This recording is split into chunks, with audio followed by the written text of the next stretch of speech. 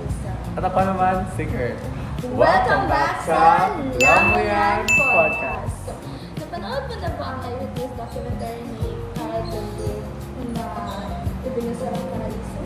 Ipinakita rito kung paano naapektuhan ng isang open-dump site ang kalikasan at ang komunidad ng mga ayuto. Pagkatapos kong mapanood, naisip ko siguro dapat ipagbawal na lang ang plastic. Meron din ang una ko naisip, pero mahalaga pa rin ang plastic sa mga ospital, pagkain, at iba pang gamit sa araw-araw. Ang problema ay hindi ang plastic mismo, kundi ang maling paggamit at pagtapon nito.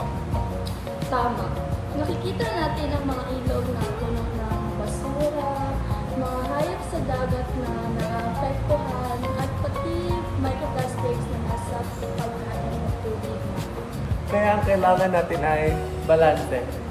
Bawasan ang paggamit ng single-use plastic, support ang recycling at ang pamahala ng basura, at gamit ng reusable na alternatibo kung maaari. Ang maliliit nating hakbang ay malaking tulong sa pangangalaga ng ating kalikasan. Totoo. Diba?